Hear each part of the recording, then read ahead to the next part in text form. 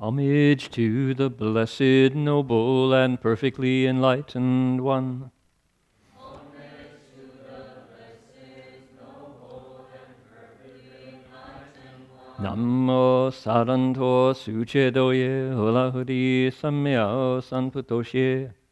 Namo Saranto Suchedoye Alahadi Samyao Samputoshe. 无上甚深微妙法，百千万劫难遭遇。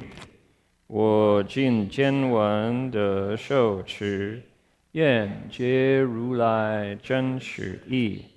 The unsurpassed, deep, profound, subtle, wonderful Dharma in hundreds of thousands of millions of eons is difficult to encounter. Now that I've come to receive and hold it within my sight and hearing, I vow to fathom the thus come one's true and actual meaning. Venerable Master, Dhamma friends, welcome to our Sutra lecture. This is the 31st of May, Saturday night. We're here in Berkeley, California, going to be looking into the Flower Garland Sutra. And to get started, let's recite the name of the sutra. Buddhas and Bodhisattvas here on the front cover of your text. So please turn to that text.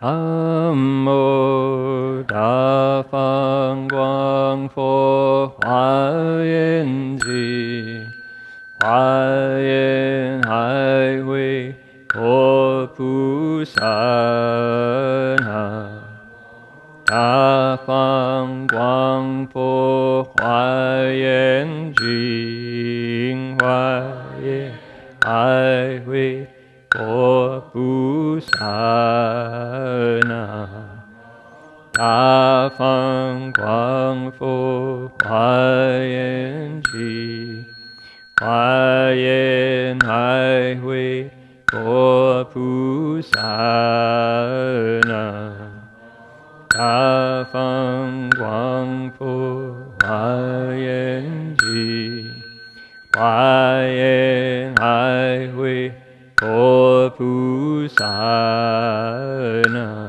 Mo Da Fang Guang Po Hua Yin Ji Hua Yin Hai Hui Ho Pu Sa Na Da Fang Guang Po Hua Yin Ji Hua Yin Hai Hui Ho Pu Sa.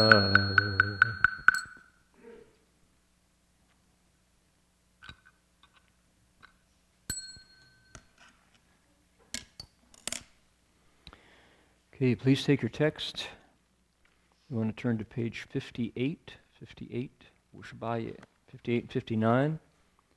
We'll start with the Chinese on page 58, and then we'll follow with the English on page 59.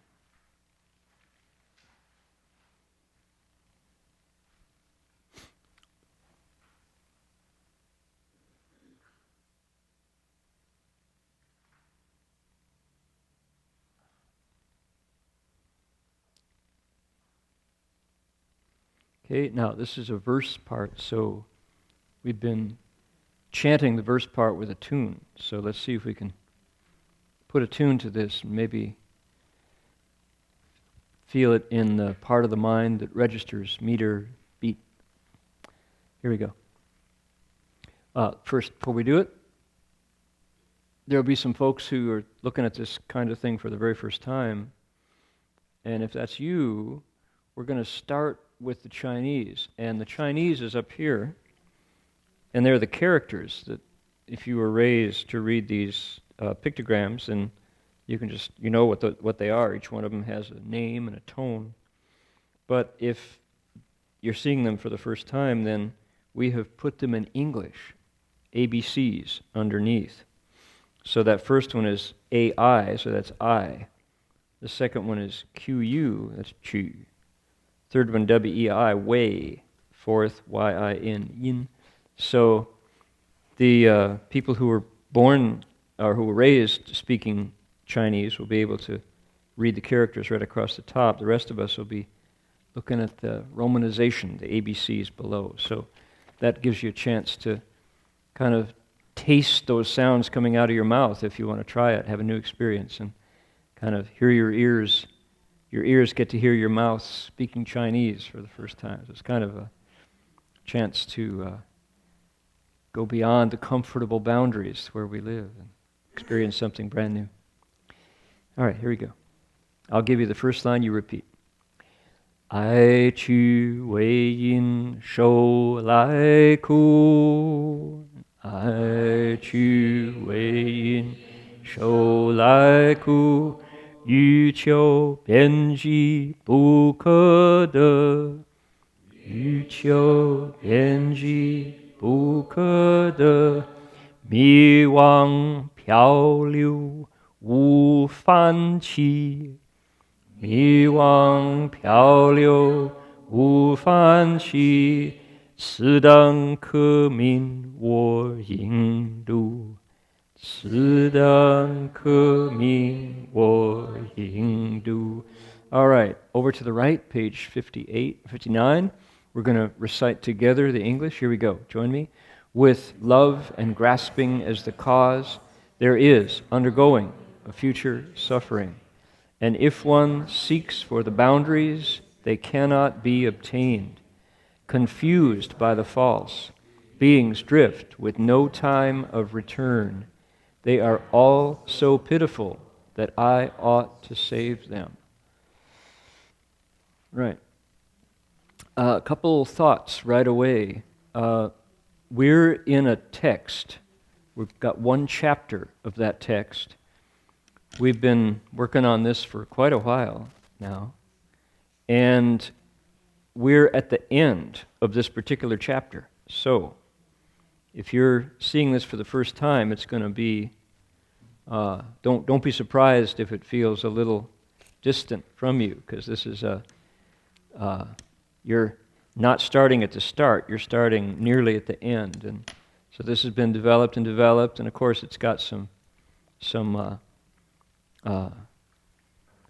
subtleties that you don't grasp right away, but we can still share some of these ideas and see how they feel, get a sense of maybe what's going on here. What's going on? It is a text. This is a scripture. The Buddha spoke it 2,500 years ago. And now we've got it here in English in the year 2014 here in Northern California, which is kind of amazing all by itself. It's about a bodhisattva. And a bodhisattva, that's a Sanskrit word, Indian word, someone who is an awakened being, somebody who's already woken up, no longer asleep. And from the Buddha's point of view, until you really know where you came from and you really know where you're going with certainty, that means before you were born and after you die, you're asleep. We're asleep. That's from the Buddha's point of view. What's the Buddha? The Buddha is a person who woke up to exactly that. So he's no longer asleep. He knows where he came from before, and he knows that he's not coming back anymore. That was his last birthday. So that's the big deal about Buddhism, is that this is a person who woke up. And he woke up not just in the morning with the sunrise, he woke up to a profound awareness of his, the answer to the question, who am I? And putting that answer in a big picture. So, he's awakened, and he spoke this text for people who wanted to follow him, her. People who wanted to follow along and wake up as well. Now, the difference, so that's good. That's to be unselfish and say, I went beyond suffering, you can too, here's how. That's good. The thing about the Bodhisattva and the unique quality of this particular text, and it explains these Bodhisattvas, the unique quality is they say, I woke up and I could leave suffering, but I'm going to stay here and not enter nirvana, not go beyond any further birth and death, rebirth and death, rebirth and death. They're going to stay right in the middle of birth and death and help others out. So, where did we hear this? We heard it, the Korean ferry.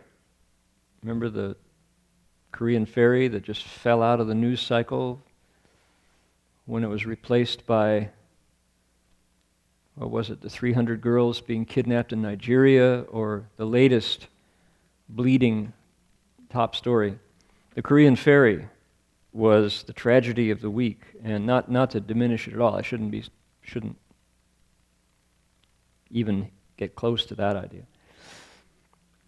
The tragedy of the Korean ferry sinking was punctuated, if you read those stories closely, by stories of heroism. Young men and young women who could have gotten off the ship because they defied the orders that were coming down that said, stay in place, stay in your rooms, don't put on your life jackets. Wrong orders, bad orders. Some of the young people said, I'm getting off, you should get off too, and they pushed their classmates overboard first, got them to safety, and went last. I read 3 or 4 accounts of those, because they were, why? The kids were texting their parents on their phones as this was happening. So that's bodhisattva-like behavior, right? You guys go first. There's still people behind me who haven't gotten off. I'll get them off first. And then not getting off. That was often the story. The end of the story was those kids who let others go first didn't make it themselves. So bodhisattvas are not, as they're described in the text here, they're not what do you say? It's not a masochistic, I want to hurt myself, I want to not get off the ship. No, it's, I can get off the ship, but others need to get off the ship too. As they go, I see myself getting off the ship in them, so leaving suffering. That would be a typical bodhisattva response. That's why I brought up that story of the Korean ferry, because it's a real-life example of the kind of mind that the bodhisattva has in abundance, right? Lots and lots of those kind of selfless thoughts. Very unselfish person. That's the takeaway point, a very unselfish person. Here's an example. Tonight's text, we're going to look at 1, 2, 3. We're going to probably go down to the bottom of the page tonight if we can. We'll see. Maybe we'll get to 4 tonight, because the next 4 after that are a piece. What is he saying?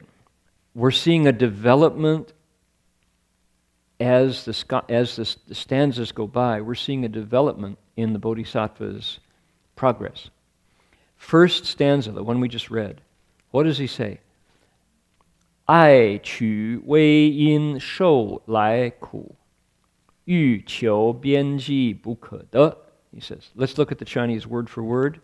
Love, grasping, clinging, when it is the cause, will receive suffering and misery ahead. There is suffering and misery ahead. Translated as, with love and grasping as the cause, there is undergoing of future suffering. Just, if you're a student of English language, English prose, that's a poorly constructed sentence. It's half translated. We're going to translate it, by golly.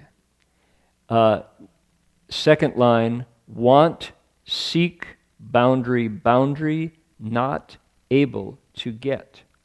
English, if one seeks for the boundaries, they cannot be obtained. Again, nobody talks like that.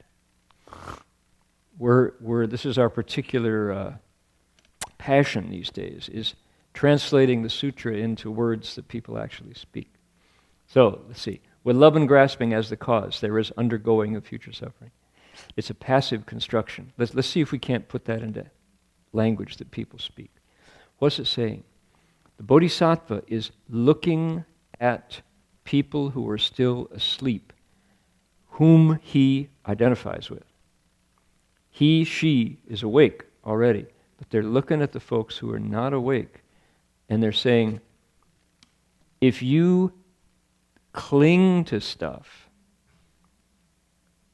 you're setting up a situation where you're going to hurt. Pain is on the way. Cling to stuff, pain is coming. That's English, right? Anything you hang on to, it's going to hurt. All right? It's not, the bodhisattva is not slamming love. Get clear on that point. Ai Chu, what are those? Those are 2 out of what are called 12 links. The Buddha described the problem that we find ourselves in what are called the 12 links of conditioned arising, they're called. It's a fancy name, but what it means is, some people say this is the Buddha's most important discovery, or the most important description of what's really going on in human life, is this particular one of many, many, many. Now the Mahayana doesn't say that, but I know some Buddhists who will say this, the 12, it's called pratitya samutpada in Sanskrit, the 12 links of conditioned arising, that this description of what's really going on with us, what's wrong with our way of looking at the world, they say this is the Buddha's number one most important. Among other religious descriptions of the world, and there's lots. There's suffering and its end. There's the Eightfold Path that leads to the end of suffering. But this 12 links, some people say, is the Buddha's most significant legacy. When he said this, it's worth repeating. It's worth looking into. Some people say that. The first 2 words, ai chu, love and grasping, are 2 out of 12 links. What are the 12 links? Well, I'm not going to give you the 12 tonight because they're worthy of a whole lecture, but I'll point to them and say if people are curious, we can talk about them later. But when you get to love and chi, which means to cling to grab on and not let go, that's where the karma is created out of the 12. That's where it can't go back anymore. And you planted down the seeds which will ripen. Okay, that's when the seed goes in the ground, you put the soil over it, you water it down, you tamp it, you wait for the sun, and up comes the crops, for better or for worse, bitter or sweet. Right? You planted it at that point. Why? Because not that there's anything wrong with the loving or grasping, it's that when you cling on to it, you are going against the nature of the world, which is what? Impermanence. Things change. Things that come together will fall apart. That's one of the Buddha's observations. And you can take that to the bank. All right?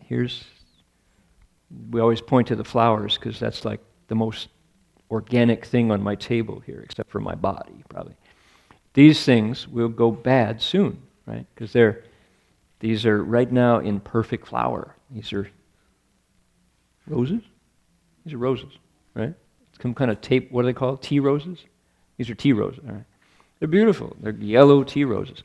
If you watch carefully, you could probably put one of these fancy cameras we have here in front of us on a time lapse and have one shutter go click every 5 minutes, maybe every 10 minutes. And if you kept it running for 2 days, you would see these beautiful flowers go like that because they're passing through quickly. Now this thing is passing through more slowly, right? Why? It's been fired, but it's going to pass on. You put that back in the fire, and you can turn it to liquid, right? So all things, they say, here's the formula: all things made of conditions will come apart based on those conditions. If we cling to them, guess what? Pain is on the way. Why? Because we want it to not change, it changes. We want to hang on to it, it goes. Right? That's the issue. So Buddha's description said, if you see the nature of things, that they're impermanent, there's no self there, you need not cling. Even the thing that's clinging is moving through the body. If you understand its nature, you will wisely use this transient nature of stuff and thereby avoid suffering. Right? You won't necessarily cling to it. You'll see its nature. You can let it go, use it to wake others up, and suffering is over. Okay? Where is this true? Line 2. You want to find where it stops? It won't. That's a good translation. That's a colloquial English translation of line 2, right? 欲求边际不可得. You want to find out where the edge of this, where does things that arise by conditions cease when conditions cease? Where does that stop in the universe? Show me the place where you can find something permanent. The answer is 不可得, won't happen. Want to find a limit to that phenomena? Won't happen. That's colloquial English. Where does that stop? It doesn't. Right? That's English.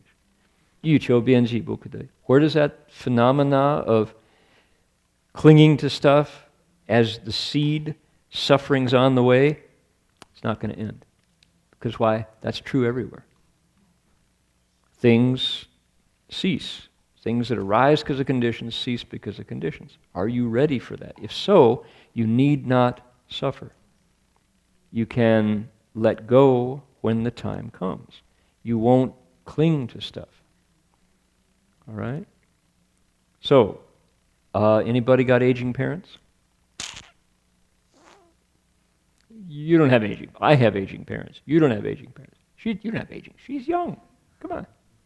Don't tell me that. She didn't mean it. That's all right. She didn't mean it. Mom, you're old. No. I'm old. My mother. Older. All right. So, if you have aging parents, you have experienced this phenomena where suffering is hard to avoid. Because why? We love them, we want to keep them, and they can't. They don't stay. You know? What do you do about that?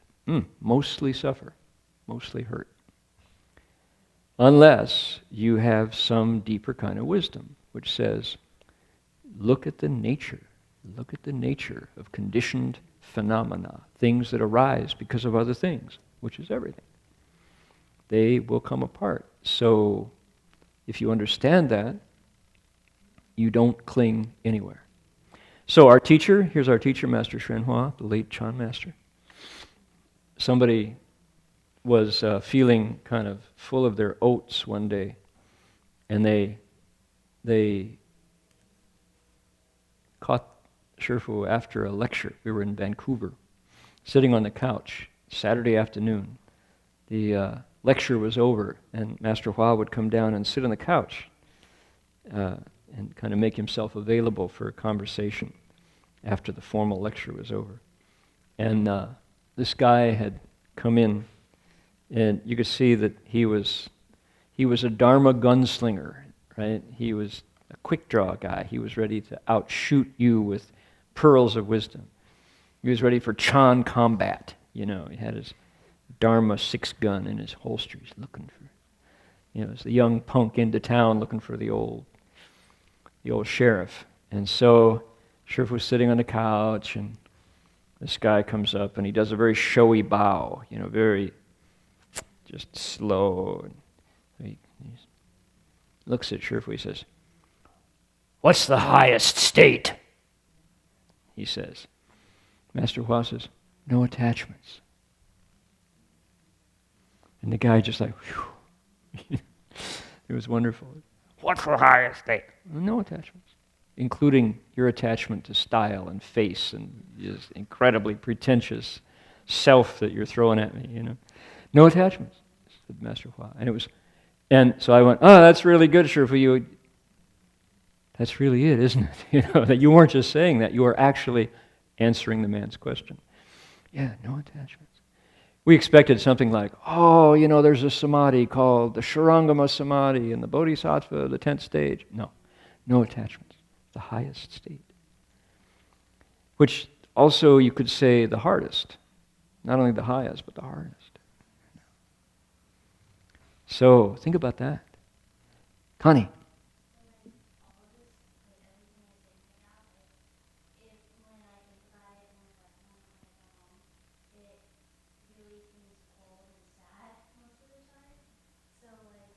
Yeah, could you start over with the mic? Thanks. Yeah. Make sure you tap it on the top. Is it? Yeah. So when I reflect on this idea of letting go and not attaching to anything because everything's unconditioned, it's really depressing sometimes. But yeah, not clinging on to things and letting go of people you care about because anyways, is it you? Our microphones are competing with each other. They're both turn mine off, then yours.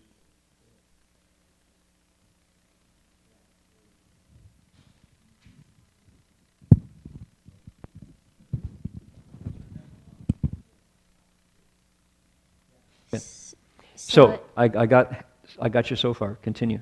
So is it you have to get used to the idea of everything being impermanent before you feel comfortable with the state? I'm glad you pointed that out.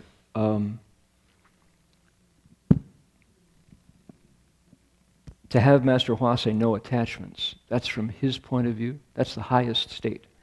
We're not there. Okay, for the Buddha to say, where are you going to find an end to people clinging to stuff and thereby hurting? Bukkha, it's not going to happen. There's no place where any of us stop clinging. Don't believe it? Do you drink coffee? Do you drink it with cream and sugar? A little bit of sugar? Anybody ever give you black coffee? Do you ever drink it? You do? Oh man, you just blew my example. Okay. All right. So, how about Backstreet Boys? Anybody ever force you to listen to Backstreet Boys? Do you like it? Oh. Let's see now. How about, okay. Elton John. Do you listen to Elton John? I don't know Elton John. Okay, yes, all right. It's the point I was going to make. Connie is all over the place, so I can't, Usually, if somebody has a habit, and you change it a little bit, it's really hard to take. Just coffee being one of them. If you have your favorite coffee drink and you can't get it, it's it's not right. David Rounds, that wonderful story about David Rounds, our good friend and longtime disciple, decided he wanted to leave home and tried it, and it lasted 3 days. And what he couldn't let go of was tea and toast in the New York Times at breakfast, And in the monastery, you don't get tea and toast in the New York Times, but that was enough to bounce him out. My point is, we attach to everything. So, your question, it's really depressing to realize when you hear that teaching, because you have to think, gee, do I have to let go of my puppy, my dog? Do I have to let go of my car? What do I have to let, we're attached to everything. And if you can really let go of anything, you're doing good. And if you start with the idea, I'm going to let go of stuff, and that's cultivation, you're on the wrong track. Why? It's got to be natural. It's got to be real before it actually works. Okay, here's an example. This is a personal example. Stop me if I've told it before. Don't stop me. I'm going to tell it anyway. All right, here you go. I was an astrologer, right? Astrology. I did it professionally in Berkeley. There was a time in Berkeley in the 70s when if you wanted your horoscope done, you could find my ad in the Berkeley Barb and stuff. Yeah, tells you how old I am. And I was really into it. And when I left home, became a monk, there is some evidence that like you should let that go if you're going to pick up Buddhism. Right? The Buddha Dharma is a higher system of thought than a system that is based on one planet, one time, when you were born, when you took breath, what degree was on the eastern horizon, your rising sign. So, did I quit? I did not quit. I kept on looking at the planets, and now I was so much into astrological thinking, I actually didn't need the tables to get updated on data. I would look at the angles of the planets. I would look at the sky. I looked at the sky a lot, and I would be able to, because I knew people's charts and stuff. So I was aware that Master Hua was aware of my attachment to astrology and my continuing interest in astrology. So I'm on a pilgrimage. When I keep a vow of silence, I'm not talking. And to really do a chart, you need a stack of books. You need, because it's extremely precise. Time, up until not very long ago, was measured by stars, called sidereal time. You measure the movement of, the precise time by the movement of stars. So now it's quartz crystals. It's a different way of doing it. Anyway, on the pilgrimage, I'm still looking at the sky and doing astrological calculations in my mind, really attached to it. So I get to City of 10,000 Buddhas, pilgrimage is over, and one day, Master Hua says, just out of the blue, he says, Guozhan, are you still doing astrology? I'm going, a little. And he goes,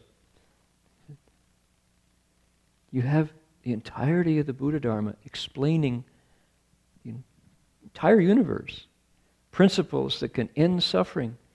Don't you think calculations based on one spot on one planet at one time is selling yourself short? Don't you think so? Well, yeah, sure. Well, I'm kind of, I was actually thinking of giving it up, sure. And he goes, okay. He's very kind, because why? Attachments are like that. They're strong, all right? So he's giving me a nudge, like that. So he planted that seed, and I'm thinking about it. So about a year later, I had my ephemeris tables, my table of houses, my table of procession of equinoxes, and all those tables. And I had in my mind, like, kind of going, okay, give it, get rid of it, I'm gonna get rid of it. I'm gonna do it, gonna get rid of it. So I had the books, and I took them up to Master Hua's room. And Shifu, John, can I ready to stop astrology, Shifu? I want to give you all my books, Shifu. Shifu goes, oh, really? He says, you're ready to quit. Well, that's good. I'm glad. I'll tell you what. I'll accept that, but you keep the books. Just don't use them. And I, it's like, because now it's entirely on me, right? This is a wise man. If I give him my books, then it's like, well, he's got the books, I can't do it, see? But I really want to, And no, it's like, you really mean it? If you really mean it, just don't do it. Whether or not you have the books doesn't matter. So it's like, okay. And because he's a wise teacher, you kind of have the sense that he knows the timing of stuff. And so, honestly, I stopped thinking about astrology. Not only was I not doing horoscopes for people, I wasn't looking and calculating. I was doing Avatamsaka. I started to pick up the sutra and really started, I was doing my dissertation as well. So about a year later, I hadn't thought about astrology. And I got a phone call. John Shifu? He said, those astrology books you were going to give me? Yeah, Shifu. Have you touched them? No, I don't even know if I know where they are. Find them and give them to me, he said. I was like, oh, and there they were. It's like, oh, yeah, they're all dusty, you know. I took them, gave them to Shifu. He goes, good. Okay. Passed the test, right? Because I honestly hadn't been thinking about it. So he took the books, and 4 weeks later, this layman comes into the monastery. He's from Taiwan. He's a politician and influential fellow. And I was at the front door watching the desk and getting a mail and stuff. And so Shifu comes by with a new guest, and he says, oh, he says, this is Guozhan. You know, he used to be an astrologer, and this is a chance. I'll open an expedient. If you want to get your horoscope done, be $1,000. You ask him. $1,000. $4,000. $10,000, and he'll do your horoscope. This is Sanbui Bai. He'll do your horoscope. $10,000. What do you say? How about it, Guozhan? Will you do it? I said, Shifu, I don't do astrology. Shifu turned the guy and walked out of the room. Done.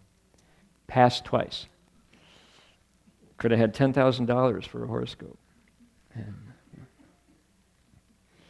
so, attachments, right? That's one attachment.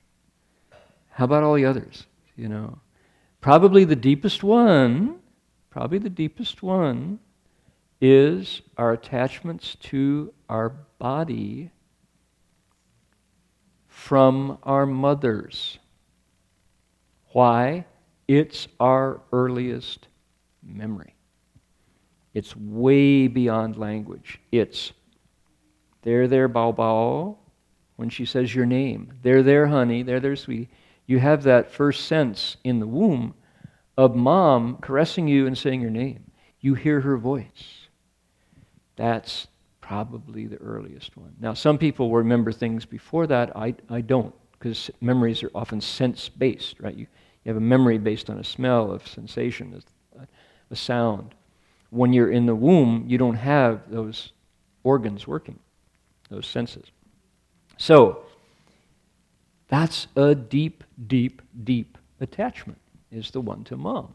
And you who are moms, I'm talking to you, because you had moms, right? Think of your mom. Currently moms, you know, you think of your child, but what about the child who you were? You know, boy, oh boy, that's a big one. 爱去为因受来苦.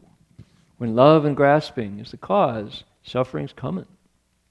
Why? Because we cling, we grasp. Okay, let's put it into context. Let's see. Let's do 2 more lines before we do that. Okay, 米忘漂流无饭期. Okay, 米 confused, 忘 false, 漂流 bobbing, flowing. Think about a stream. Water flows. It's very liquid, very active. A blade of grass, a piece of wood on a stream, up and down and up and down and up and down. Wu fan qi never goes back. With no time of return is pure Chinese syntax. Doesn't go back. That's what we say in English. No reverse. Okay? In confusion, we bob along, we never go back. You can't do it again. Right? So, 4th line, 此等可悯我应度. They are sad. They're pitiable. I should take them out of that stream. I should get them across the river. So, suddenly in line 4, we have a first-person voice, right? I. The face of the Bodhisattva pops up in that fourth line. I should do that. I ought to think of a way to save him, he says. Okay? How interesting, right? This has been a kind of what do you say? Kind of a impartial, unbiased description of bodhisattvas, but then you realize he's telling us. There's a voice here. There's a mouth speaking these words. How does it go? If you cling to something, pain is on the way. Where is that not true? Nowhere. Bobbing along in the flow, no way back. Beings who are there, suffer a lot. I should save them. They're sad. That's pathetic. And the Bodhisattvas say, that's pathetic. I ought to do something about that. All right, so here's the Bodhisattva's heart. There are people who say this is a philosophical text. Not here. This is pure heart. This is an emotional response to pain. The Bodhisattva is seeing people he's relating to hurting a lot. He says, here's why. Here's why they're hurting. They want stuff to stop and it won't. Pleasure, right? Joni Mitchell, right? How does it go? I always get it wrong. She goes, everything comes and goes, brought on by suffering and styles of clothes. She says, pleasure leaves too early, trouble leaves too slow. She said, pleasure leaves too early, trouble leaves too slow. That's wisdom, right? That's the state. That's what's going on. Bodhisattva goes, right. Pleasure goes too early, trouble leaves too slow. And what do you say? Ain't it the truth? That's how it is. We would say amen to that. So it doesn't stop. Now, one response to that is, what do? Drug yourself. Smoke another joint. Down another beer. Right? Do whatever it takes to blot out your awareness of the truth of that. Because why? It hurts. And there seems to be no end. Second line says, nowhere that's not true. That's true everywhere. You want to seek his boundaries? Can't get them. No, it's true everywhere. That's what he's saying. And it just goes on and on and on. Okay, so we were back with the moms saying we attach to them. And if we want to take a step back and look at it, today, I had an interesting experience today. I was over in Mill Valley, Marin County, for a conference that the Sufis, International Association of Sufism, put on. These are my friends from Iran, Dr. Kianfar and Dr. Nahid Anga. And they put on these wonderful symposiums. Today's symposium topic was the cosmos and spirituality. And it was pretty easy to get altitude right away. Because why? There were scientists talking about the number of stars, the number of galaxies. And, all right, what are we saying? We're saying attachment. Connie's question. I feel kind of depressed when I think I have to let stuff go. Well, don't let it go. Why? Part of our minds know that there's nothing to rely upon. The Department of Homeland Security is a big, expensive joke, and we know it, and it doesn't hit the spot. It's a bitter joke. Because why? Here's this globe, which is, the crust of it is shifting. We live on active faults. And you go below the crust and it's this molten core of hot rock, lava, right? It's our planet. Volcanoes, earthquakes, tidal waves, tsunamis, right? Ice caps melting, water rising. And what's reliable? What is stable? What is dependable? What is secure? Nothing. All right? What's it doing? It has an axis. It's tilted. The planet has a center. Think of your globe in your classroom, right? Maybe you got one at home. It's not like this. It's 23.5 degrees. It's like that, and it spins. Because it spins uniformly, and it was spinning when we arrived, we don't notice it. But if it were suddenly to stop, or if we were to stop, suddenly you'd realize, man, this thing is going. How often does it go around? Every 24 hours it goes around once. Okay? Right? From summer to winter, it changes its orbit because why? The whole thing is going like this, but it is going like this. Right? 23.5 degrees off of flat. What's it going around? The sun.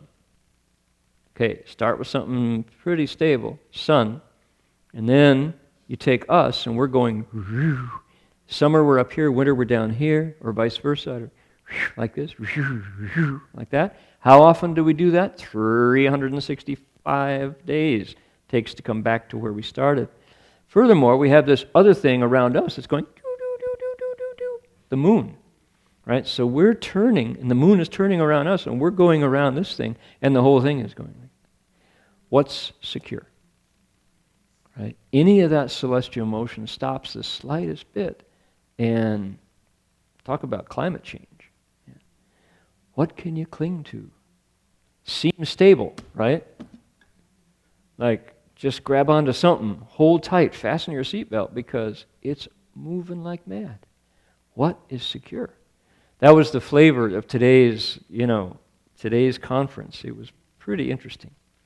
Spirituality in the midst of the universe that is moving in dozens of ways. There's nothing secure. There's nothing to hang on to. What do you hang on to? Well, from the Buddhist point of view, being kind is something to hang on to. Generosity is something to hang on to. Harmlessness, harming less, something to hang on to. Why? Because in the midst of nothing to cling to, nothing to attach to, there is something happening, which is action generates reaction. Karma is true. Cause and effect is true. For worse, it's true. For better, it's true. Do good deeds result. Do bad deeds result. In the midst of this whirling of all these different ways, there are things, there are principles, there are laws that operate there. It's not that there's nothing. It's invisible stuff, but it's really there. Right? Cause and effect is really true. So, help more people, even though stuff moves on, while we're here in this illusion of security, things work out better. They're more pleasant, right? Help a lot of people, things work out really well, right? Benefit others, you live a good life, right? Give yourself away, and your life is very smooth. Things come your way, right? Blessings gather. Because why? You planted them just like tomatoes. Plant them, you harvest them. So in the midst of nothing to cling to, Connie, there's your answer, right? In the midst of nothing to cling to, Get to work and do good deeds. Help people out. Because why? You're still coming back in a body. How's your ride? How does it feel? Well, the answer is, what did you do last? Because it's coming, right? You don't cling to it. You understand it. You plant like a gardener. You get out there and you plant those seeds and watch what happens. In the midst of all this whirling stuff, your life is better. Okay? Here's the Bodhisattva who sees that so thoroughly, he gives it all away. The Bodhisattva doesn't want the stuff that we want, right? If it's black coffee, if it's no coffee, he's just as happy. He'll give it away no matter what. Black coffee, who likes black coffee? I got some really good black coffee here. Who wants cream and sugar? Got that. I kind of drink it or don't drink it, doesn't matter. It's okay. Right? So, not attachment, Connie, does not mean you have to give everything away. It means whatever comes to you, you live with it. If you can give it away, you will. If it's time to drink, you drink it. And it doesn't have to be one way before you're happy. That make sense? That's a big difference, right? To say, oh, I can't be attached to anything. I can't be happy, right? No, you still have your CDs, right? You still have to fill your tank with gas. You still have to remember people's birthdays, stuff like that. It's just that when things go wrong, you don't get upset. When things go right, you don't get overjoyed. You just take it as it comes and try your best to help other people. That's what it means. So, balance. You have to find that balance. So the Bodhisattva says, "Tsidang kumin mo yingdu." These sad beings, I ought to save them, he says. So here's the heart of the Avatamsaka. I ought to think of some way to pull them out, because why? They're suffering like mad. They're totally unawake, unaware. All right, next stanza. This next stanza really gets me. I really like this one. Here we go. Yun zhai jie she zhu jian jian, xin huo meng chi chi an zhong, ai he piao zhuan bu xia guan, ku hai lun xu que ming dao. The skandha's house has snakes of realms and arrows of views. The fire of mind is blazing while the darkness of ignorance is heavy. Bobbing and turning in the river of love with no time for contemplation, they're engulfed by the sea of suffering, lacking a clear guide. Whoa.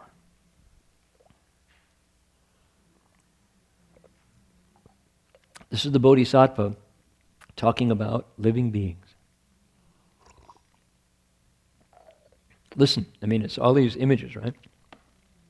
We have skandha's house, realms, snakes, views, arrows, mind, fire, darkness of ignorance, all right?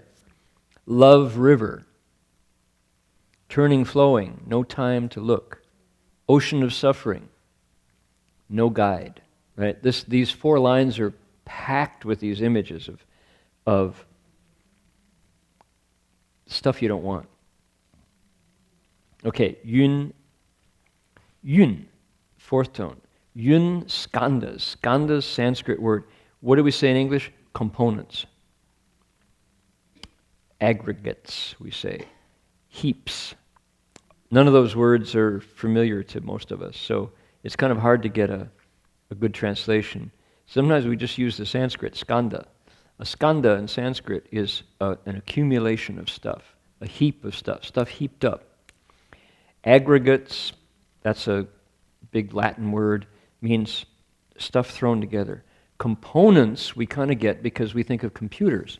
To make the computer work, you got to have a motherboard, got to have a keyboard, got to have a monitor. Sometimes you need a mouse or a trackpad. Sometimes you have peripherals like printers, scanners, hard drives, right? Put all those components together and you have a computing experience. Take away the keyboard, you've got trouble. It's not a computer because it's just components. Skandhas are that way. What is a skandha? Skandhas are what make us human. It's the components of the personality, body and mind. There are 5 of them. There's a list, and we've gone over them a lot. He says, skandhas, jai. Jai is house, right? Dwelling, place where you live. You could take it as walls. And here, in this list of stuff, it's a negative. It's a pejorative. It's like a wall meaning something you can't get out of, right? Something that hems you in. Think cell, almost, jail cell. Can't leave. Want to go? Can't leave. So the skandhas keep us hemmed in, imprison us. Jia. What's a jia? Jia is a realm. Why? What's a realm? Here it's talking about the 18 realms. What are they? We got a list going on here, right? This is Buddhist list time. And sutras, when the Buddha taught, they're full of lists of stuff. That's something that people don't expect when they draw near to Buddhism. Is there's a whole bunch of learning of the Dharma. Let's see, what do we got? We have the one vehicle. We have the duality. We have the one vehicle. We have the 2 truths. We have the 3 poisons. We have the 4 noble truths. We have the 5 skandhas. We have the 6 paramitas. We have the 7 limbs of awakening. We have the eightfold path. We have the 9 stages of decaying corpse. We have the 10 dharma realms. We have the 11 wholesome deeds. We have the 12 links of conditioned arising. Right? You can go up to the 75 dharmas of the Sarvastivadins and never run out of lists. Right? So, list after list after list after list. Well, here's a bunch of them. It's okay, but when you translate, oh man, it's a headache for translators. Because you can just give the name, or you can try to open the list. Nah. So, the 5 skandhas prison, the 18 realms snakes, the arrows of the 5 wrong views. Okay, who wants a prison? Who wants snakes? Who wants arrows? Nobody. So this must be bad stuff. Yup. Okay, the prisons of the 5 skandhas, the poisonous snakes of the 18 realms, the arrows of wrong views. Yeah. What about them? The fire of the mind burns wildly, flames up. The darkness of ignorance presses down. So, blazes up and presses down. We're getting somewhere here. Here we go. Blaze burns up. Ignorance presses down. All right. That's line 2. Line 3. The river of love. Ooh. Now, this is not a slam on love. It's talking about what we just finished. It's talking about attachment. And it's like a river because why? Rolls downstream. You can't stop it. Get in that river and say, river, I command you to stop flowing, right? Washes you off your feet. Downstream you go. The river doesn't want to hear you talk about stop. No. It's right? Love is like that. We cling because why? In the midst of that whirling, spinning action of the planets, what do we know? I came from mom. I came out of mother's stomach. That's secure. Right? She fed me. My life came from her. Man. Don't give me that stuff. I know where I came from. Her. Right? She's my source. Mom, cling to her leg. There's an age when both baby boys and baby girls cling to mother's leg. And I know because moms will bring their kids here to the monastery, and it's usually 3 or 4 when they're like, they look at the monk, and the monk goes, hello, and they go, and they hide behind mother's leg, because that's safe, right? Another year, they're like, looking at you. Like, a year later, it's like, get away, Mom, I can stand on my own, especially boys. I am. But man, there is a time when mom's leg is it. That's safe, you know. So, It's a river of love. It's deep, profound attachment. It's not mental. You don't think about it. You grab it because it's what we know. The universe is spinning and it's dark out there. Anybody see the movie, what was it? Gravity. Gravity, right? Nominated for Academy Award. Anybody see Gravity? Anybody? Yeah, I saw it on an airplane coming back from Hong Kong. That will do it. That's Alphonse Cuarón is the director who used CGI to a new level. You get a sense of being alone in space, man. It is empty and boundless. Whew. Wow. So, yeah, computers help us visualize what that must be like. We cling, right? 漂流,漂转,不下观, no time to look around. That line 3, 不下观, you don't have an instant to step back and get a perspective on it. Nuh-uh. You're rolling downstream, you grab, right? Cling to anything. 苦海轮虚,却明道. In the ocean of misery, we are bobbing up and down. There's nobody shows us where to go. Okay, man. Here's a Buddhist sutra talking about the existential state of who? Us. Here's what it's like. This is what it's like. Want to see what it's like? It's like this. Says the Bodhisattva. Looking at us. And that's pretty harsh, right? So in Christianity, what do they say? Pie in the sky when you die, by and by. Don't even talk about this world. This world is a veil of tears. Right? In the sweet by and by, in the sweet by and by, when we cross that river. Not here. Not here. We know. What's here like? Snakes, arrows, fire, darkness. Whoa. This is beginning to sound like old-time religion. Right? Yeah. How old is old-time religion? How about 2,500 years? This is old-time religion. And it's true seeing. So, how are we doing in the midst of this? Well, you know, I learned a little meditation to enhance my lifestyle, and, you know, we're going to Acapulco and over winter break, you know, and so, yeah, we do a lot of, you know, foodies. We go from testing new kinds of, you know, crafted beers, home brews, and, you know, that's all good, but it's just playing in a burning house. So, I like this set of verses, so I thought, hey, you know what that sounds like? That sounds like a blues song. I mean, really, right? Some of us sing about it.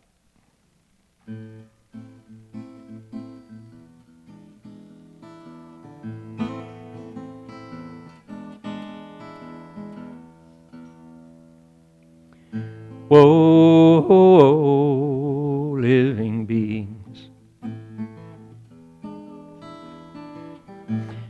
Whoa, living beings. Born drunk, dying in a dream.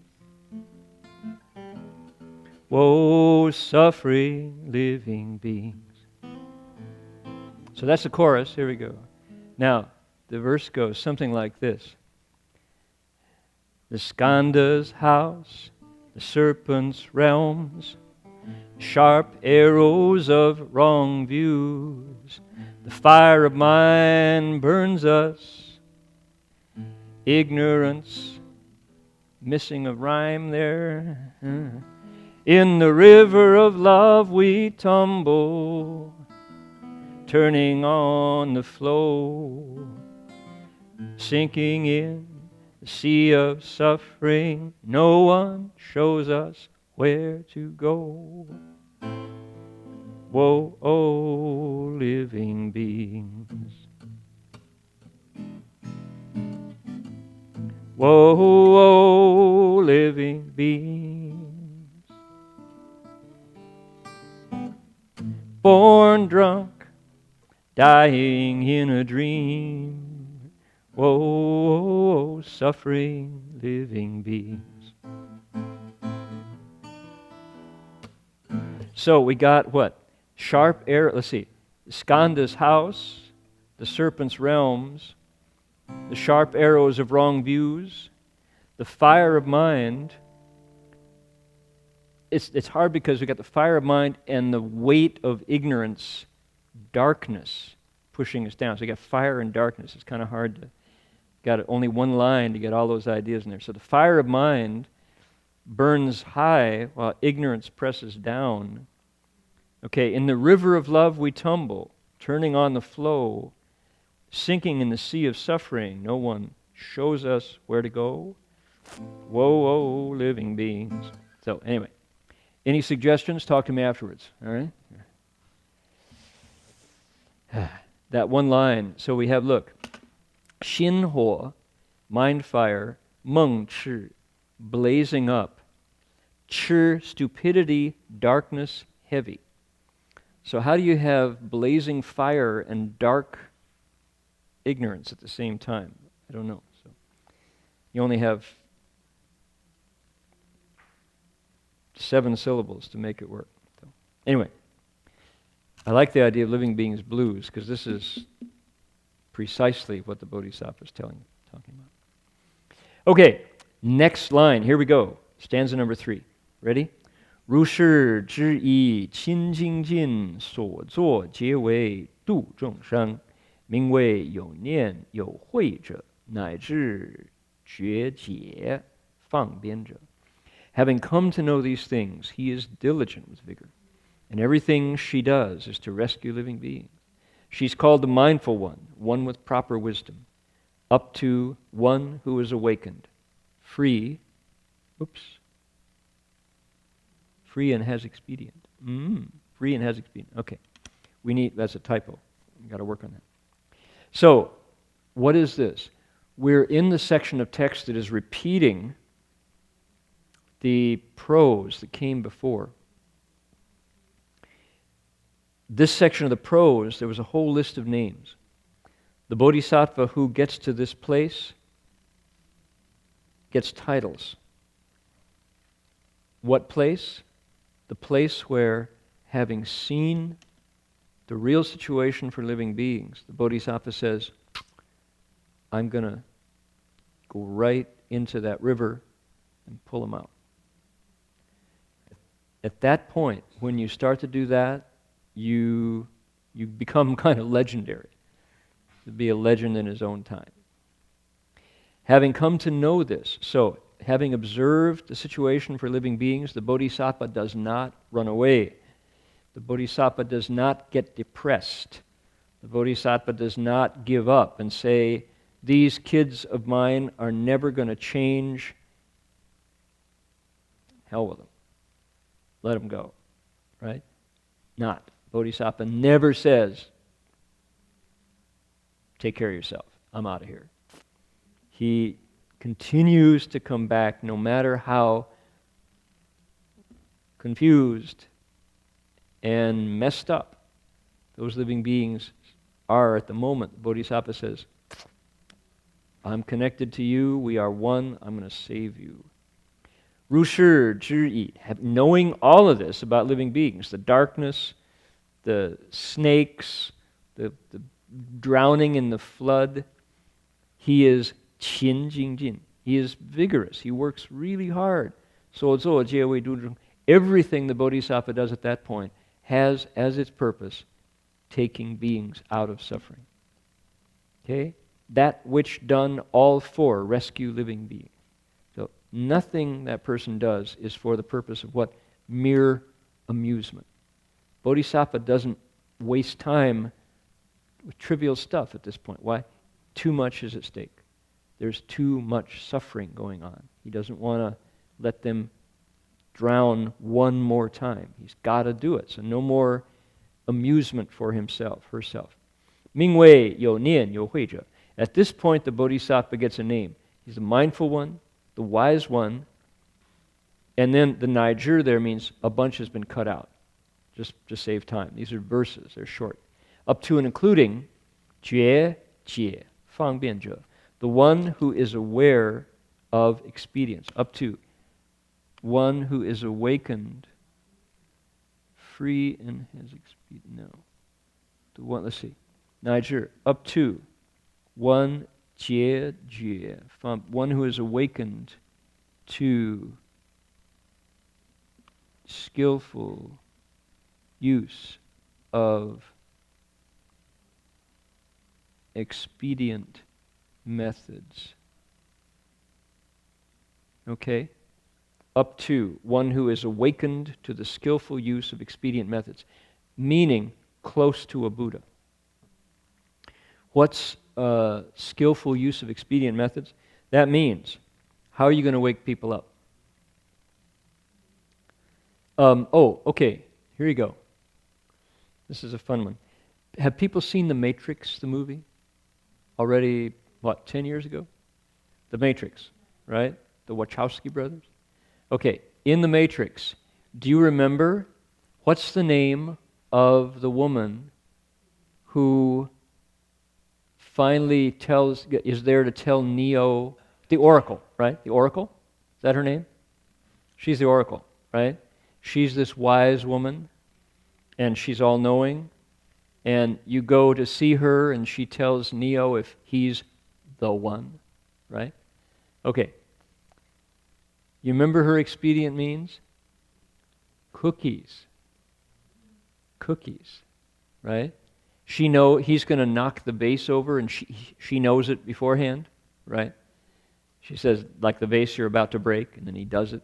All right, she gives him a cookie, and that cookie is the way he knows that she's baking, and that's kind of her way of opening him up.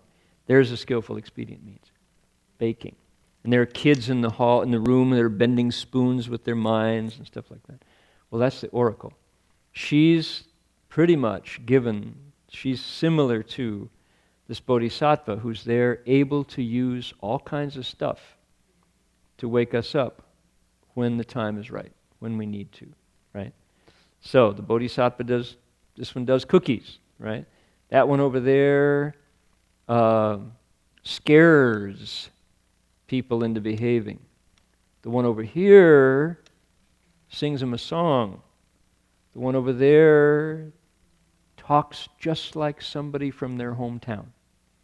When you hear their voice, you go, I haven't heard that accent since I was a child. You talk just like my grade school best friend. Right? Skillful means to open people up so they will listen. Okay? So, the Bodhisattva, we see this progression, right? This progression. First was, Bodhisattva says, boy, they're suffering. I ought to save them. 2, he says, look at this world that they're in. It's a mess. It's pitiful. They're just suffering like mad. 3rd line is, I'm going to learn what it takes to save them. Here the Bodhisattva goes back to school so he or she can save them, can wake them up. Because everything he does is done for that one purpose. Okay, line number 4. 其性福至无厌足，恭敬多闻不疲倦，国土相好皆庄严，如是一切为众生. Cultivates blessings and wisdom without ever feeling weary. He never tires of paying reverence. He never tires of learning. His own lands, marks, and characteristics all become adorned. All such things as these are for the sake of living being. All right, at this point, the Bodhisattva has progressed. There's something different now. Bodhisattva he's been given these titles, the various titles we heard here. There's more in the text, in the prose. Bodhisattva, once he resolves to take them across no matter what. Once he decides his time, her time, is going into full-time study of how to rescue living beings, he's different. In this stanza, Bodhisattva is now on the 5th stage. He or she is at another level. Really different. Okay? And why? You can see there are changes. What kind of changes? The Bodhisattva bows. Gongjing, he bows. Duowan studies. Think of the Samantabhadra's practices and bows. Bowing's number 1, studies number 8. He never gets tired. He's always in there learning more, learning more, learning more. Okay? And things change. 国度相好皆庄严. The place where he lives, the environment around him, his own body gets very beautiful, very attractive. His features, his characteristics, his environment, they all become magnificent. You can see it. You can see the results of this cultivation. 如是一切为众生. And what does he do? He transfers all of this stuff he gives away. He does it entirely for the sake of others. So that last line is about transference. Vow number 10. The Bodhisattva is now invested in Samantabhadra's practices and vows.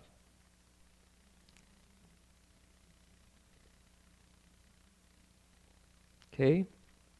So there is a line through these verses. There's a narrative story being told here. There's a development. The Bodhisattva is getting more and more accomplished. And this is the 5th ground, this 5th stage. When we get to number 6, coming up, it's funny, personally, I have, I'm really familiar with 1 to 5.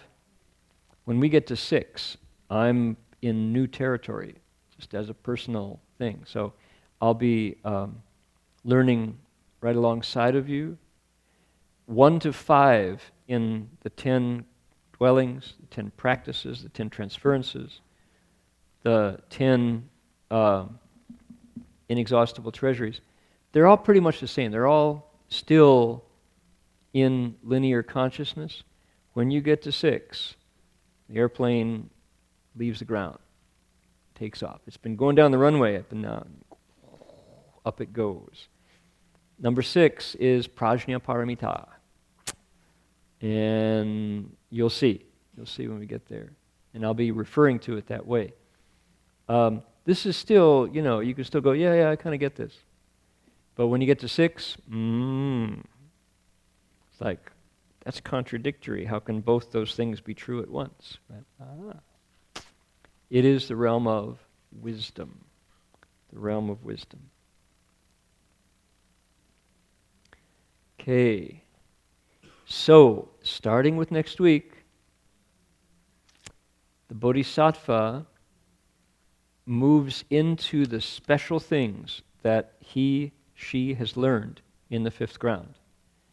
And last week we talked about the curriculum for ancient learning, ancient world's curriculum, the 5 sciences, the 5-fold knowledge, the Panchavidya, the Wu Ming Xue, the 5 sources of light. That's the curriculum. And the next 3 stanzas, last one on this page, the next 2, have to do with those 5-fold curricula. So, Michael, you got to bring your family back next week too. Happy birthday. Good, you brought your mom back. But you got, you're down here. There. Good. I know. You did good. You did good. I noticed. I'm paying attention. So you got to come back next week because, man, it's going to get really good. It's the 5 things that you knew if you were learned, if you were educated for thousands of years. And I might point to, one of them is what? Astrology. Ha! But I don't do it. You understand that?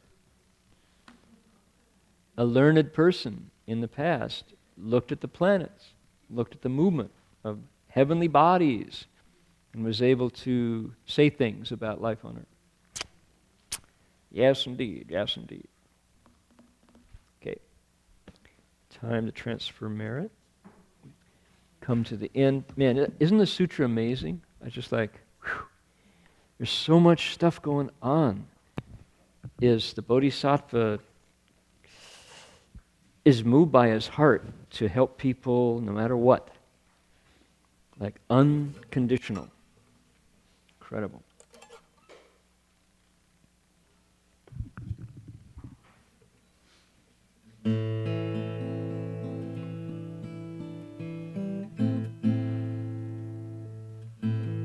Please make a wish.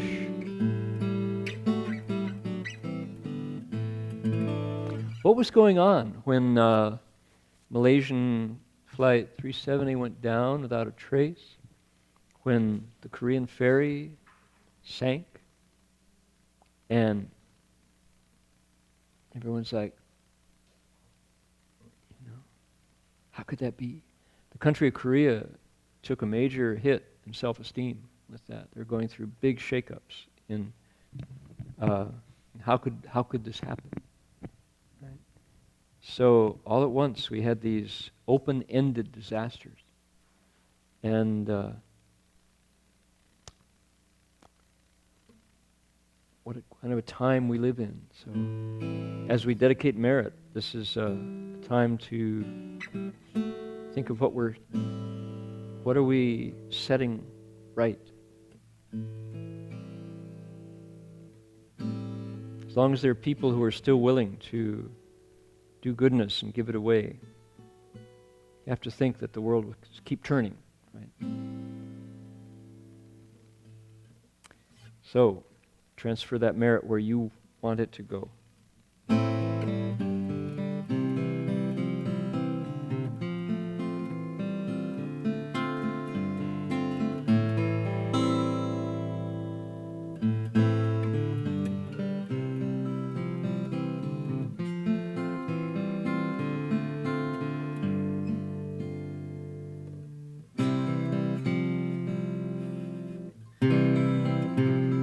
May every living being, our minds as one and radiant with light, share the fruits of peace with hearts of goodness, luminous and bright.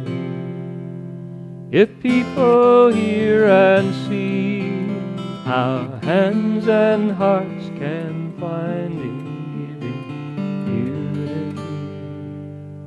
unity. Lay their minds away to great compassion, wisdom, and to joy.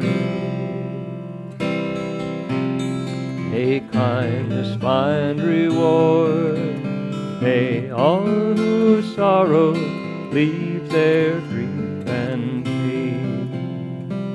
May this boundless light break the darkness of their endless night. Because our hearts are one, this world of pain turns into paradise. May all become compassionate and wise. May all become compassionate and wise.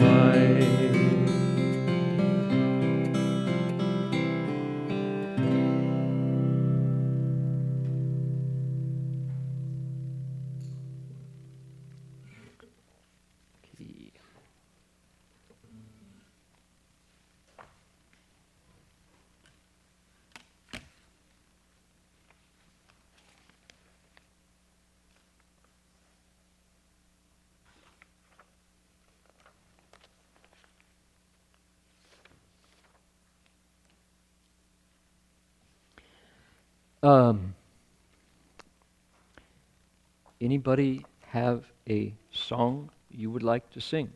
together. Got to be a sing-along.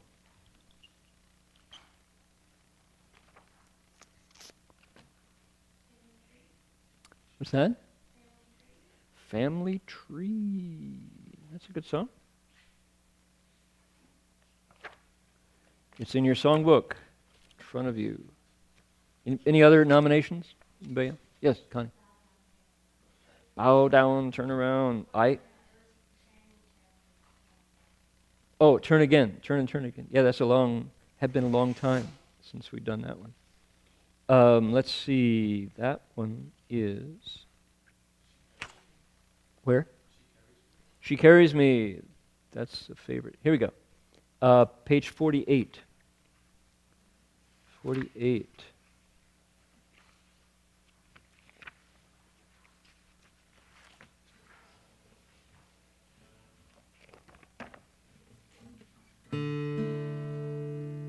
Story behind this song is it was written entirely by Ajahn Sucitto, Theravada Bhikkhu, who is not allowed to sing songs like this, much less write them. So I am older than he is in Dharma by, I think, a year, and I'm older than he is in age by 3 days. And I never let him forget that. So, Ajahn Sucitto, my Dharma brother from England, the abbot of Chithurst Monastery.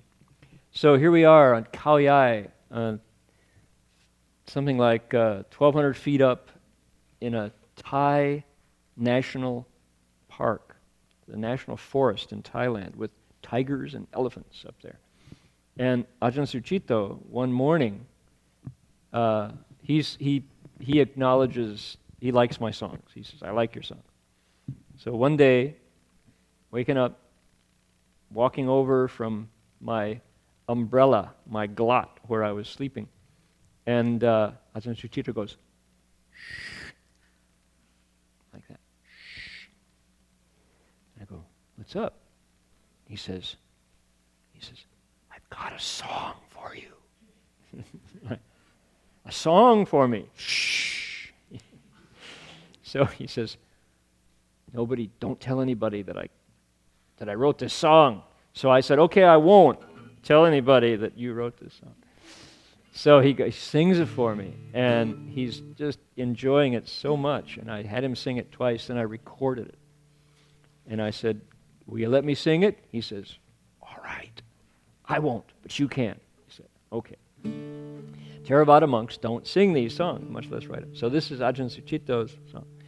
And it's a traditional melody by a group, who was the British folk rock group that came up with this melody? Jody Stecker would know. So, return, my dear brothers, return, turn again.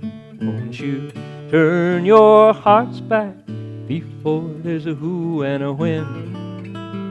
We all want peace, but peace is where it begins. You can sing, I bid you turn, return, and turn again. Again, I bid you turn, return, and turn again.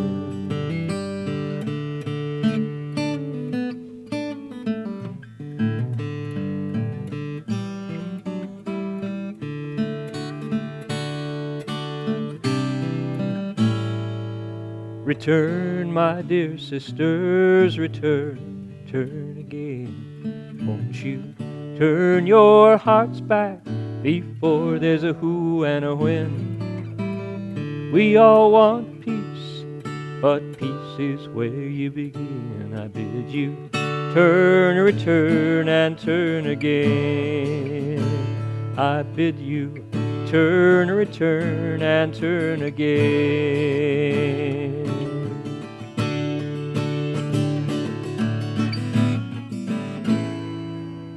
Return, friends and neighbors, return, turn again. Won't you turn your hearts back before there's an us and a them? We all want peace, but peace is where you begin. I bid you turn, return, and turn again. I bid you turn, return, and turn again.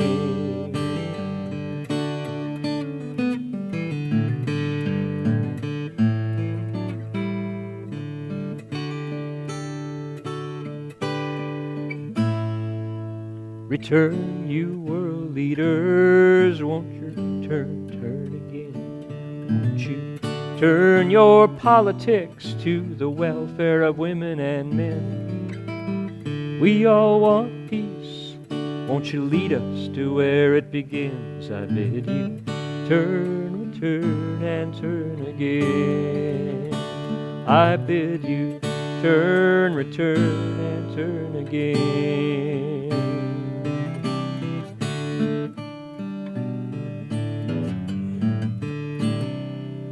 Return, all you religions, return and turn again. Won't you turn your doctrines round away from fear and sin? You all preach peace, now show us how it begins. Let's pray to turn, return, and turn again. Turn, return, and turn again.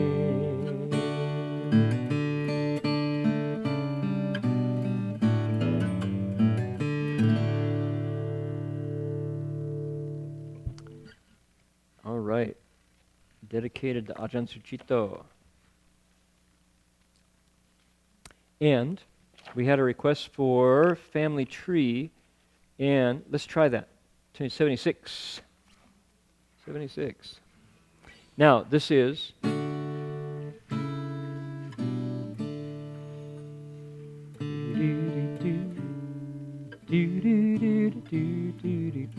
this gets too high, so we'll keep it right here. And your part is you go, we're all sitting in the shade of the family tree. Sitting in the shade of the family tree. Try it. Sitting in the shade of the family tree. Sitting in the shade of the family tree. You're not so sure whether you're going to join in or not. Well, let the movement of the song give you the spirit, and you will sing along.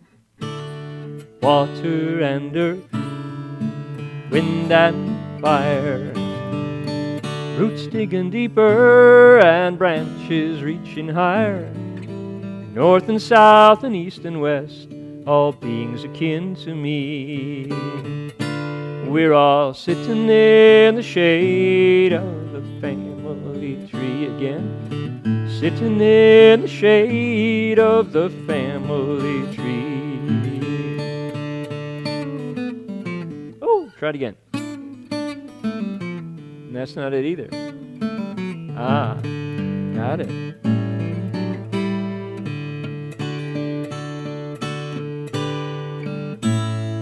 I got earth in my feet, I got oceans in my knees. 7 generations live on inside of me. My roots connect the universe, all beings are family. Here we go together. We're all sitting in the shade of the family tree. Sitting in the shade of the family tree. What we do to our planet, we do to our home. Planet Earth is our address. Nobody lives alone. Everyone's a neighbor in our Earth community. We're all sitting in the shade of the family tree. Sitting in the shade of the family tree. Earth is home to all of us. Share the crops, don't make a fuss. Share the food grown in the ground. There's enough to go around. You eat the burger, pet the cat. One you savor, one you pet. Pet the burger, eat the cat. Don't get that straight.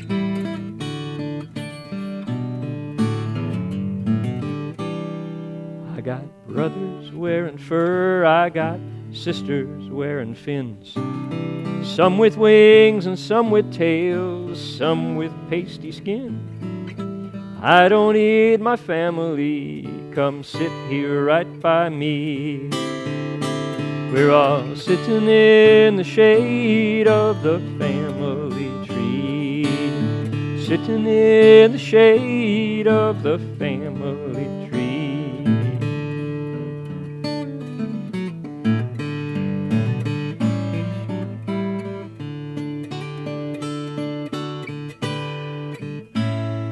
Now the cook, she calls it drumstick, but the chicken called it egg. You may call it omelet. Wait a minute, you sang it wrong. Try again. Now the cook, she calls it omelet, but the chicken called it egg. Now it makes sense. You may call it drumstick, but the turkey called it leg. Every mother loves her children, live and let life be. We're all sitting in the shade of the family tree. Sitting in the shade of the family tree. Come on, sit beneath the shade of the family tree. Indeed. Based on a true story of a big tree down in Goleta, north of Goleta, Gaviota Pass. Okay, what do I want to tell everybody? I want to tell everybody that now is the time to consider whether or not you might want to come to Buddha Root Farm. Pretty soon, we're going to have to close those registrations. Buddha Root Farm is our summer camp. It's in the mountains east of Reedsport, coastal mountains of Oregon, and it's magnificent. That is a place that very few human beings have set foot, have chopped trees, have run plows and tractors. It's because one of the reasons is it's very naturally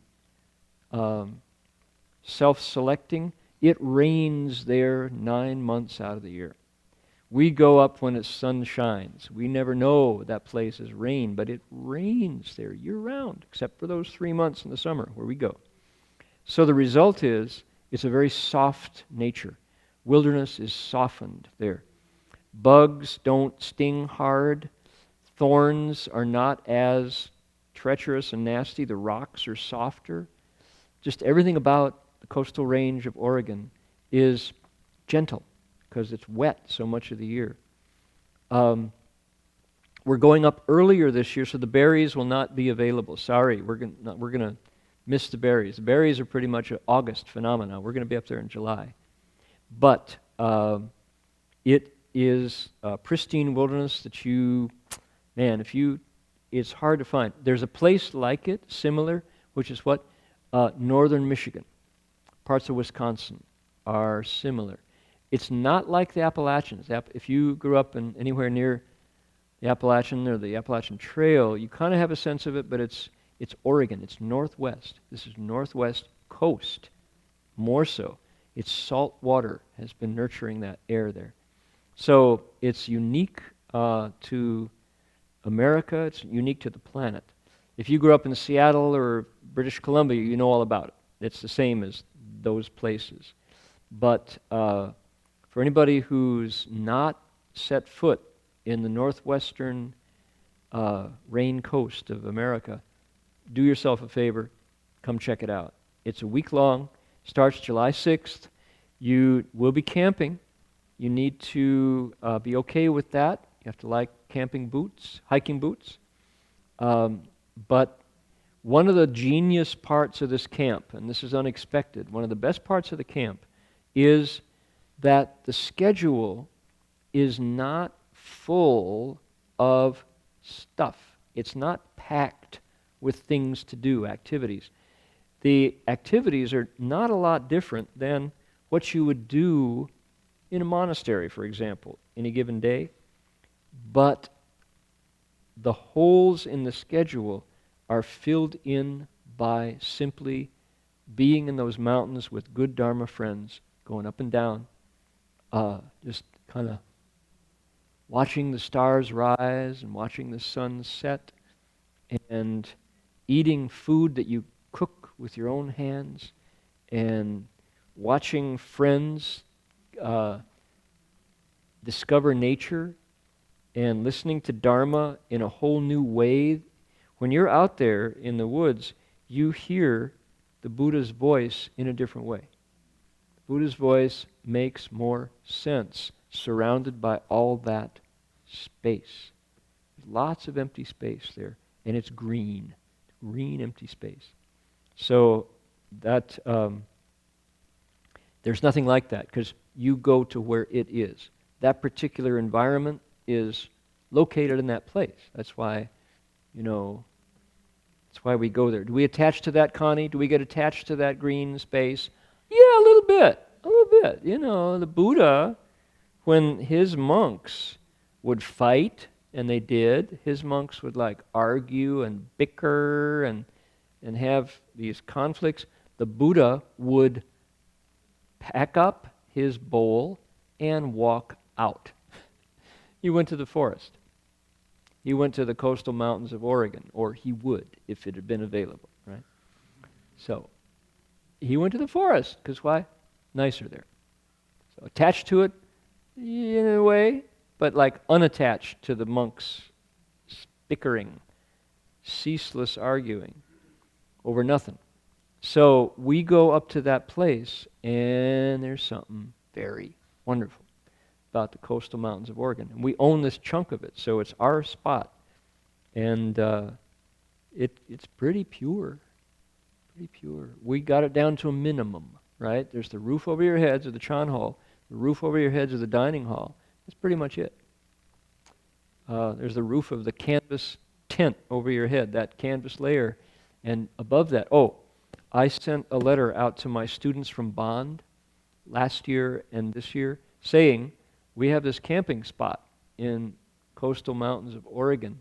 Should you want to come up, another Buddhist encounter, no grades. We're not grading your experience, but come check it out. And I was looking for pictures.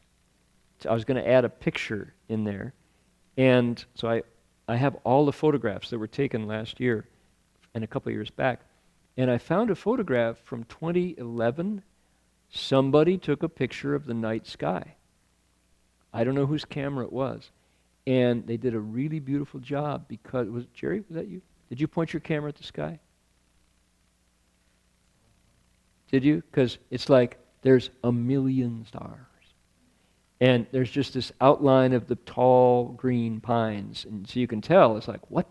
You say, pine, that's the night sky. And he's so I sent that to the students. We'll see if there's any one who wants to. So I'm not going to hold my breath if nobody responds. So just to let you know, that's coming up. What you have to do, you have to register in advance. Because we need to calculate food, we need to arrange the rides. Okay? Without getting attached to it, you're going to love it. You will grasp it, and suffering is on the way. But you'll be suffering with good friends. It's suffering with principle. Suffering worth suffering for. Okay, so Oregon, Oregon, Berkeley Monastery, BerkeleyMonastery.org. BerkeleyMonastery.org. The story will come up, everything you need to know, videos from 3 years past, and the application form. And please do fill it out. Don't wait, it's coming right up. So that's the announcement. Question? Not a question? That's just, okay. Palms together, happiness. All right. If you have any questions, yes, Chin Sure. Announcements. Go for it. You're too far away. You'll have to come forward to do that, I'm afraid. Yeah, microphone's better. Yeah, there it is.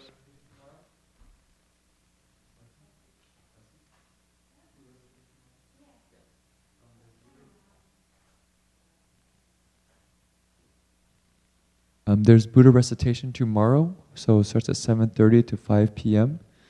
For people who would like to recite Amitabha Buddha's name for one day. We also, on Saturday next week, June 7th, is Venerable Master's commemoration of Venerable Master entering Nirvana. So that'll be on Saturday. So people are welcome to go to Siddhananda Buddha's. And we'll still have our lecture here at Berkeley Monastery that evening. So we'll be able to explore the Bodhisattva's skills in Dharma. Learning worldly skills to teach the Dharma expedience. And I believe also the university will be sharing some of the latest updates and kind of how you can learn the expedience through a good university education to help living beings. Is there anything else that I'm missing out? I think Tiance was last week. Yeah, Tiance was last week. Yeah, I think that's it. Yep. Okay. Oh, all right. So what did the Shifu say? Shifu would say, 识道在进, 非道在退, 在善而从, 不善而改. If it's the Tao, you walk it. If it's what you've heard tonight is not the Tao, then turn from it. Do not follow it. Pick what is good, follow it. Pick what is not good, and change it within yourselves. Then you've not wasted your time tonight. See you next week.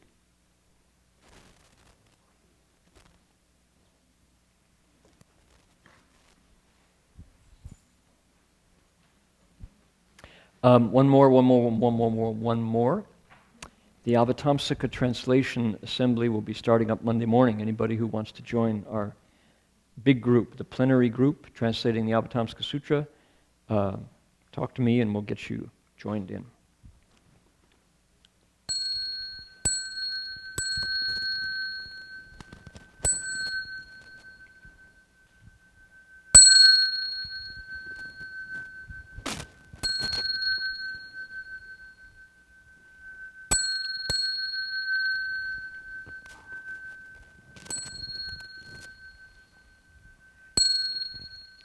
Bow in respect to the Venerable Master.